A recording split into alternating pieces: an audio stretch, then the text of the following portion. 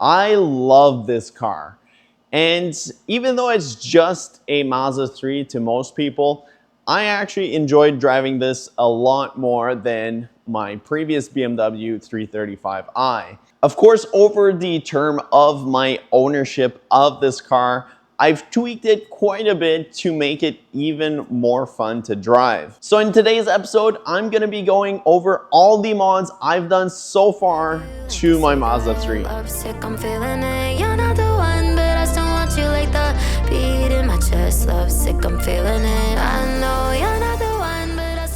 Starting off with the interior of the car, most people that would hop in that don't know much about the platform would probably think that the interior is either bone stock or very lightly modified. For example, I did a first gen steering wheel upgrade. So I took the steering wheel of a first generation Mazda Speed and installed it on the second gen. I think the steering wheel looks a lot better than the second gen steering wheel, but again, it's an OEM plus upgrade. Same thing with the seat. These are OEM Mazda Speed seat from the second gen. For the sound system on the inside of the car, I did upgrade the head unit to Eon.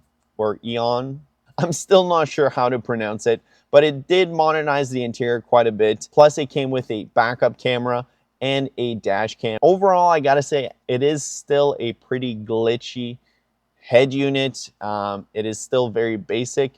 The best part of this head unit is really that it's a plug and play. You can probably install this in less than 10 minutes, probably less than 5 minutes. It's if you're pretty comfortable in removing things. It's a few clips, a few screws, and the head unit just goes right in. On the floor, just to tidy up the interior, I have some matte Metrics floor mats. I think it really ties in the red fabric from the Mazda seats throughout the car, and I think they look really nice. They look like this premium matte, especially that the carpeting in the Mazda 3 is not really premium, so that really finishes the interior quite nicely. I also added some Mazda 3 scuff plates and RX-8 aluminum pedals. On top of that, I did upgrade the shifter, so I added a JBR Mazda Speed 3 short shifter, which I actually had to modify. So I had to tap and change the mounting location of one of the cable. But in the end, it did work out pretty good. And the short shifter does feel good. Plus, I added on top of that a weighted shift knob from my previous RX-8. While I upgraded the shifter, I also added JBR shifter bushings and shifter cable bushings. And to tie up the interior of the car, I did get my windows tinted 20% on the side of the car, 5% on the hatch window, and I do have a 50% tint on my front window. So moving on to the outside of the car, I did do quite a few aesthetic mods to the Mazda 3. To start off, I did wrap the roof gloss black. And you'll see it's a reoccurring theme with this car. I do like the blue and the gloss black to contrast. I think the car looks really nice with both colors contrasting nicely. So I did wrap the roof gloss black. I also wrapped the window trim gloss black, and it matches, like I mentioned earlier, the 20% tint, which makes it look a lot more black. You can barely see on the inside of the car.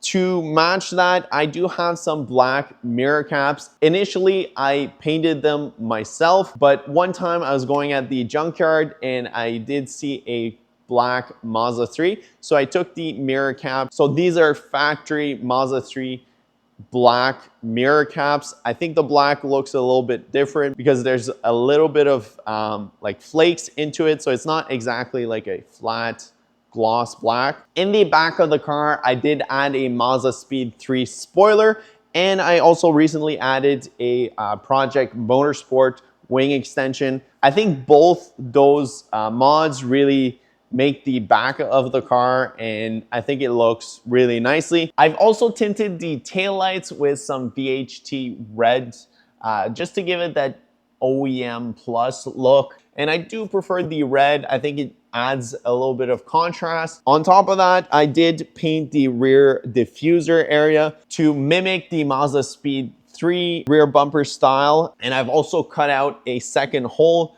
to be able to run a Mazda Speed 3 exhaust, which I'll touch base a little bit more later.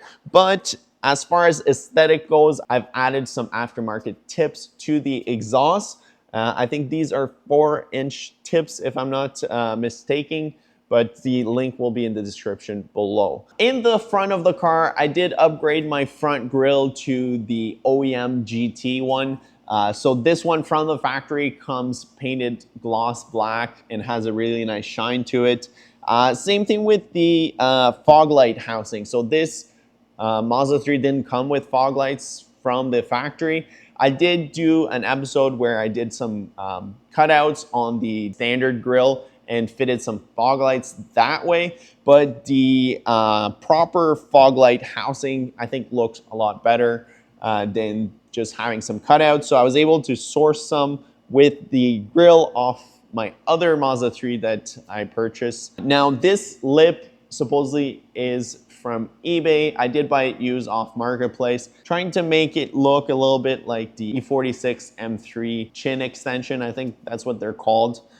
So that's what I was going for, since the factory bumper kind of has those side lips to begin with. For the headlights, I did add some eyelids and paint matched it the same as the rear Mazda Speed spoiler. In the front, I also added some hood struts. And finally, on the side of the car, I've upgraded my wheels to some Koning Hypergrams.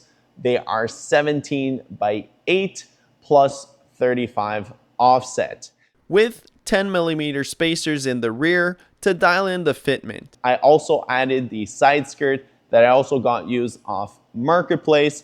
So talking about the suspension, I think from the factory, the Mazda 3 is actually a really good car that handles pretty good for its class. But what I've done to the car so far, I think really enhanced the handling capabilities of the chassis. After doing a bunch of autocross event and some tracking with the car, I think the car really handles really well. So looking at the factory bushings, that's one thing that I think is often neglected when it comes to upgrade. When people think about suspension upgrade, typically people will just slap on some coilovers and call it an upgraded suspension. I knew that when I bought the car was roughly around 180,000 kilometers, and at that time the car just turned 10 years old. So I knew that the bushings probably needed to be refreshed. So that's what I started with. I upgraded to some Siberian bushings. They are polyurethane. They are not the hardest. I think it's Durometer. So they are not like the most performance oriented, but they do offer a nice upgrade and keep some drivability. So the nice thing with polyurethane, unlike rubber, it does last a lot longer and it should outlive the car. The only bushings that I haven't upgraded to polyurethane are my rear camber arms. While I upgraded the bushings, I replaced all the control arms and the rear subframe at the same time. For my struts and springs, I have a set of Koni struts paired with a set of Eibach Sportline lowering spring. For the brakes, I got some upgraded brakes with the Mazda Speed front calipers, rotors, and pads. And in the back, I upgraded to some Mazda 5 rear caliper brackets and some rear Mazda 5 rotors. For the rear, you don't actually need to buy the whole Mazda 5 caliper. All it is the bracket that is extended to fit a larger rotor. The caliper itself is the same as the Mazda 3. So if you want to do this mod, all you need is some Mazda 5 bracket and some Mazda 5 rotors, and you're good to go. I've also upgraded the brakes bushings to some Damon Motorsport, I think it's brass or copper bushings. The factory bushings are very soft and make the caliper twist quite a bit. So the brake pedal feel has been greatly improved by changing the caliper bushings front and back to some solid metal ones, and the brake pedal feels absolutely great since then.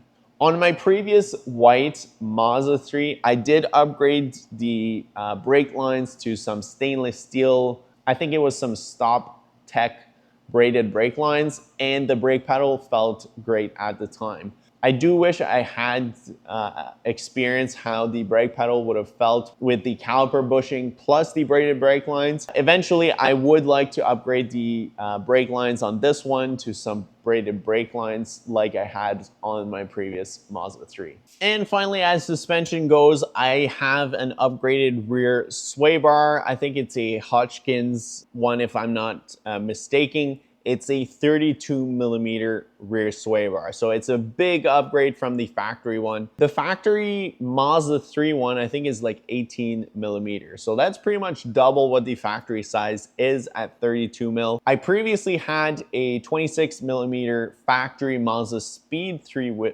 sway bar, which is a great upgrade for the Mazda 3. And it just made the chassis handle so nicely and so sharply, but I just wanted to really dial the suspension in even more. So that's why I went ahead and upgraded the rear sway bar even more so. This rear sway bar actually came off my Mazda Speed 3 that I'm working on right now. That's why it was available, and I figured I could just use it right now on this car, and it really made a really big difference. So right now it's set at the tightest setting, and I upgraded the sway bar bushing to some really nice polyurethane ones recently, and also put some new Mazda Speed rear sway bar links. And the car really feels really sharp on turn-ins, and the back end feels really tight with the upgraded sway bar. And finally, this brings me to the engine bay, where I've upgraded my rear motor mount. I just bought a cheap one off Amazon.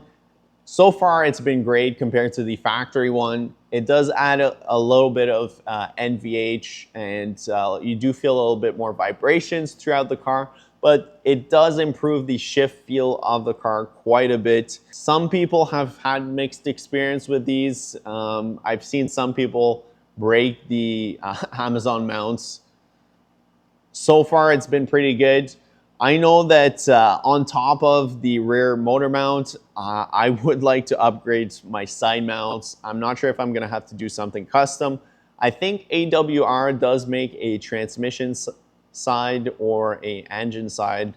I'm not sure. I think they make one of the two engine mounts for the 2012-2013 Skyactiv Mazda 3. Maybe at the same time, I would upgrade the rear motor mount again to a different type of rear motor mount, but so far, it's been pretty good. Which brings us to the mods you guys have all been waiting for, which is the performance mods. And since this is a Mazda 3 and not a Mazda Speed 3, obviously there's no performance out of these.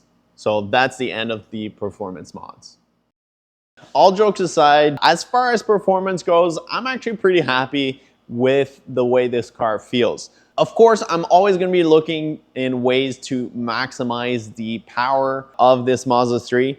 But as far as saying that like this car has no power and it's super slow, like yeah, it's slow. Like any car is slow if you compare it to another car.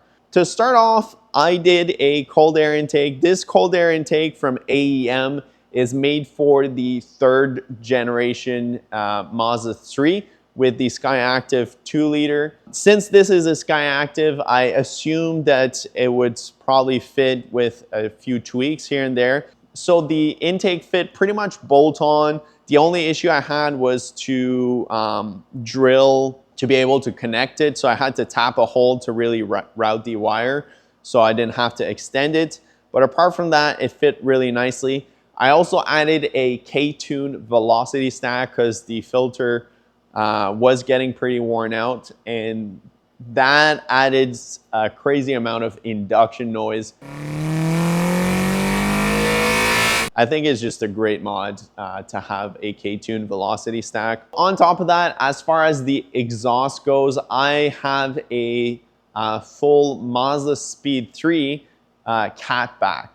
So I have the Mazda Speed 3 muffler or axle back with the added tips. And I also have the Mazda Speed 3 mid pipe, which I've gotten cut and extended to make a second cat delete. Now for the Mazda Speed axle back, the mid pipe, if you've been following the channel for a long time, I did mention how this car is very droney with my white car when I had this same exhaust setup on it. And talking with one of my friends, he did mention that the resonator on the Speed 3, the factory Speed 3 resonator doesn't do much. So that might be why I'm getting so much drone in the cabin. Now that I've gone back to Mazda Speed 3 axle back, because previously I had a 2.5 axle back on this, the drone has been a little bit higher too. So it is quite a loud exhaust setup. I might just add a resonator down the line. I'm still not sure, because on top of the Mazda Speed exhaust system I also got the factory manifold. I got the cat removed. To be honest, the way to go, I think, on the second gen Skyactiv is probably to just go for the MSDS headers that they make for these engine. The pain to remove the factory manifolds and to be able to take it out of the engine bay with the primary cat was such a pain, because the clearance is not like the third gen Mazda 3s. The clearance for the firewall is very tight. I had to bring the engine all the way forward with the engine mount and whatnot. So if you're thinking about doing this, I would just get the MSDS headers, because the labor to get to the manifold is just a lot of work.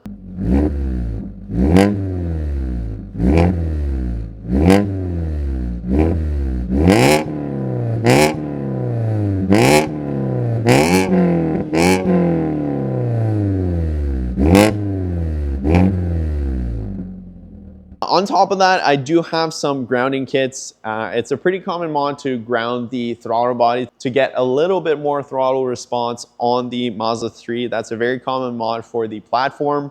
And I gotta say that I do feel a pretty good difference.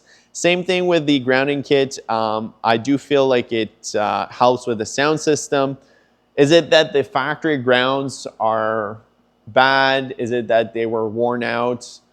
Because the car's like 10 years old, seeing all this salt and whatnot, and they just corroded. It could be a combination of all these things. A lot of people that do install grounding kits and the throttle body cables do see a nice difference. I've seen a pretty nice difference with this car. So for the price of whatever you pay for a grounding kit, I think it's worth it. It's not like it's $100, $200 mod. You can get grounding kits for $30, $40 for a high quality one. So I definitely think it's worth it. Speaking of the throttle body, I've swapped the factory 2-liter one for an OEM 2.5 throttle body. A mod that is often underestimated or not even done as often in the front wheel drive cars is that I changed the final drive on this car. So I installed a CX5 transmission in the Mazda 3. So I put a manual CX5 2.0 CX5 transmission in this Mazda 3. So that means I went from a 4.1 final drive from the factory 2012-2013 to a 4.7 final drive.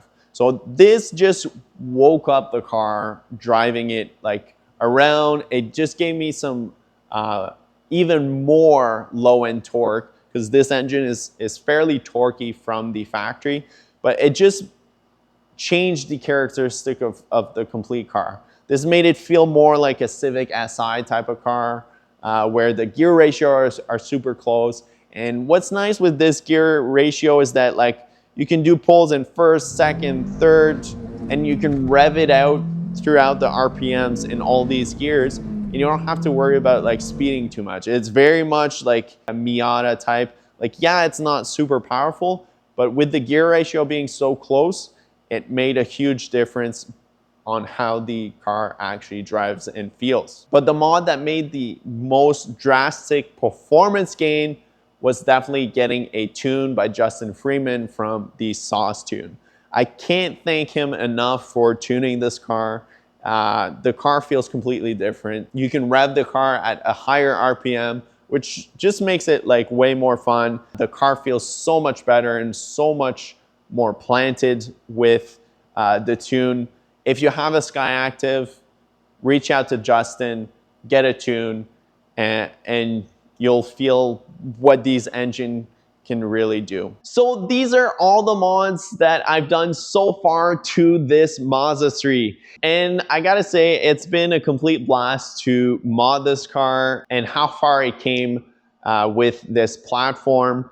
It's been quite the experience, and I'm super happy on how the car drives and how it feels. And even though like it might just be a Mazda 3 to many, you should have bought a Mazda Speed 3. Why would you even bother like modding a Mazda 3? But to be honest, I really love this car. Like, I think it's a great driving car, and I think it's a platform that is so underestimated. When people think about like a fun, like low power car, I feel like it's automatically like a Honda Civic Si, and the Mazda 3 is often not even thought about. When I'm telling you guys that I had a 335 that made double this horsepower, but I was always drawn to drive my Mazda 3. I felt like the steering feel was better. The Mazda 3, I know I can beat on this car every single day. Like when I was at the track with it, I was at high RPM for half an hour at 6,000, 5,000, 7,000 RPMs for some half hour sessions. And the car didn't throw a check engine, didn't overheat, didn't feel anything. I've done multiple autocross events with it, and I drive the car as hard as I can on the street, and it never let me down. But in the end, the driving experience that I get from this car, I absolutely love driving it, and I'm excited to see what the next mods are. Like I mentioned, I do want to maximize the power of the Skyactiv engine. I am curious to see how much power we can put out of it. There's some supercharger kits, there's cams, there's headers. There's still lots of things we can do to this engine, to this chassis, to really get the most out of it. And I'm excited to see how we can maximize that. And I don't think there's enough like information about it. Like there's not enough of a following like the K series that like just everybody K swaps everything, and you can K swap pretty much anything with like almost a bolt-on kit to it. But this engine is not well known. There's not many tuners. There's not a huge community behind these cars, which I think makes it really nice. It makes it very different, and one of the reasons why I love this car so much. So for now, that's pretty much it on this Mazda 3. I'm gonna keep modding it, but I think I'm gonna be focusing on other things for now, because I got a Mazda Speed 3 that is accumulating dust that I really need to finish, and a 3rd gen Mazda 3 to do some mods on. So if you're interested in seeing those videos, you can go check those out. I'll leave the playlist right there, and I'll be working on the Mazda Speed 3.